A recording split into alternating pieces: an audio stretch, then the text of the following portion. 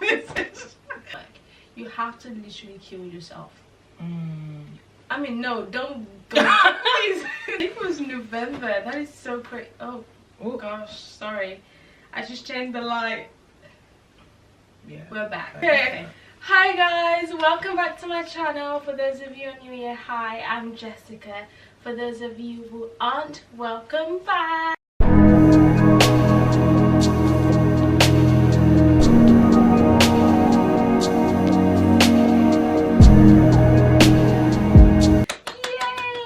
So today I have with me a very familiar face. She's been on my channel before.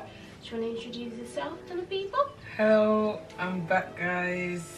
I'm well. Gen Z, God help us. Oh my gosh. I'm Laura, Jessica's best friend, and I'm here because she forced me to be here. I'm joking, guys. I'm joking. Yes, we're here because we wanna basically share with you guys how we spent our time with God and maybe what we would do differently or could do differently in 2026. Yeah.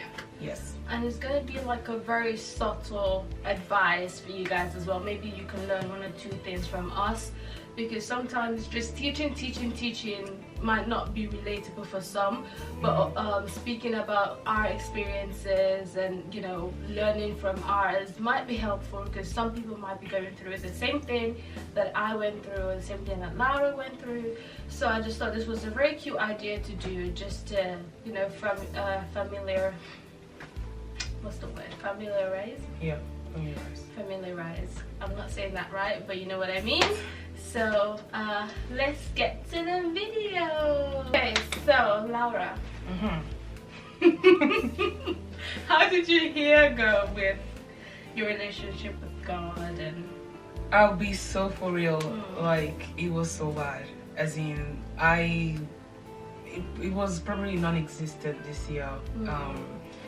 I actually, funny enough, yesterday I watched a video of someone that I truly, let's say, admire as a Christian, and she's going through the same thing as me, which is crazy, because I've always seen her as this, you know, woman of God that no matter what she'll be okay, and she will still do the work of God. But she was saying how now it's that bad to the point that even when she sins, she doesn't feel that guilt.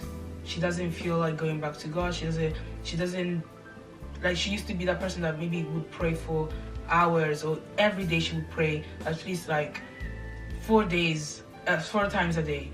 And now she can't even do that. She can't pray at all. She can't open her Bible. And I am going through something similar as her, as in I find it very difficult to pray. When I do pray, I feel guilty when I pray, to the point that I'm just like, what's the point? Let me just leave it. I don't talk to God as the way I used to talk to God. Before, I would be anywhere. I would be in the bus, I would be even in the toilet, I would be anywhere, and I would speak to God all the time. And now I'm just like, it's like I'm scared to have that connection with God, because I feel so guilty of the way I neglected him, the way I just, you know, turned away from him. And even when I was struggling and I needed help, he did help me, but I never, like, let's say, prayed about it. He just gave it to me, right? But then when things didn't go my way, thinking that, oh, God will give it to me anyways, I would be annoyed at him. And that also kind of like disrupted my relationship with God, because I was being, what's the word? one-sided? It was one-sided, but it felt like it seems like I'm using him rather than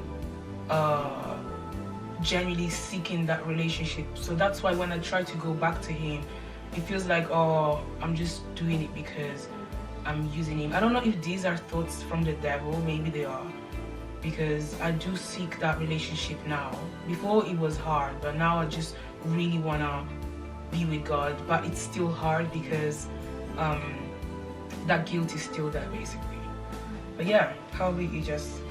I would be saying that that I started the year like okay, and then midway I got really deep with God, and I was like on my relationship, you know, I was reading my Bible, I was on fire, you know when you can tell that something's different. I was around that side, and then something happened, and slowly, guys, I promise you, slowly but surely I started to like slip away from God. And you know the funniest thing, I could see myself doing it. Like I knew that I was doing these things. Like I would wake up one morning and I'll look at my Bible and I'll be like, no, not today, tomorrow I will, tomorrow I will. Tomorrow comes, I do not do it. And I'm aware that once I get into a cycle, I continue that cycle. So it's always best for me to prevent myself from getting into a cycle that I don't want, because once I'm in it, I continue that cycle. I don't know if what I'm saying makes sense, but that's why I tend to just focus on having good cycles rather than depending on my emotions or how I feel. Because what's that thing called? It's not self-control, but consistency. Is it consistency? I don't know the word I'm looking for, but doing something over and over and over again pays more than working with your emotions.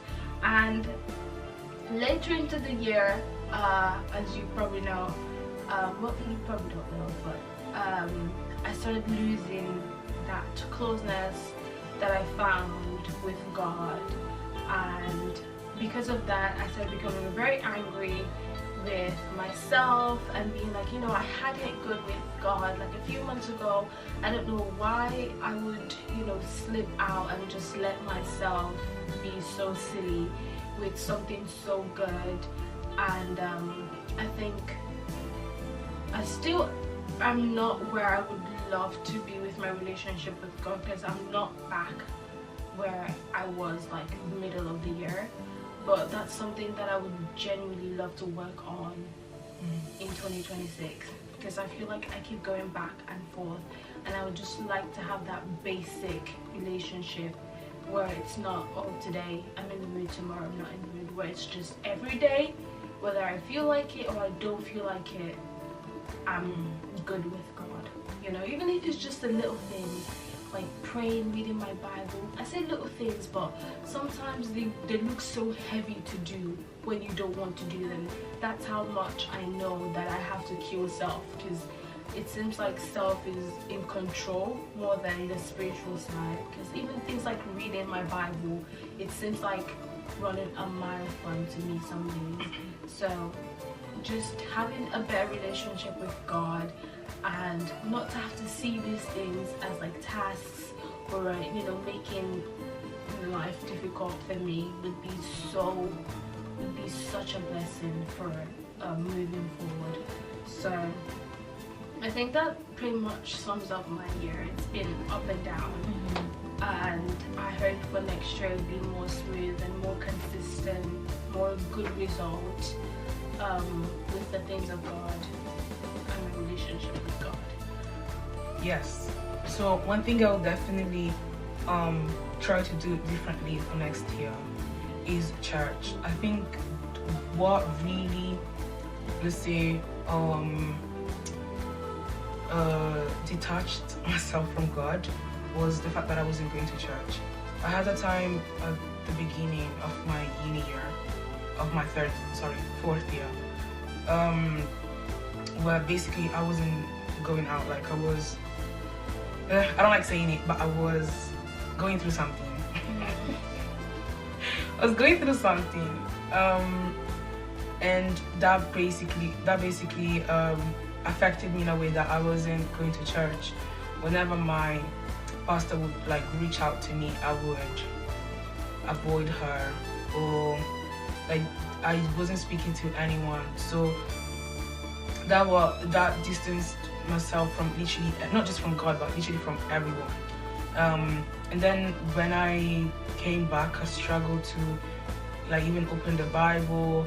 So what I will try to do differently next year is that if I am going through something like this, instead of like hiding from God, I will go to God and ask Him to help me. Because one thing I've noticed is that I don't ask for help for things like this.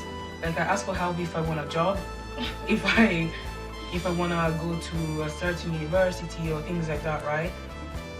But whenever I struggle emotionally or like even physically, I don't ask God for help, which is so silly because in my head it's like my head is telling me that I don't deserve to ask God for help. But why not? At the end of the day, I'm his child, and he cares of me. He cares about me, so I should basically lean on him when I need him.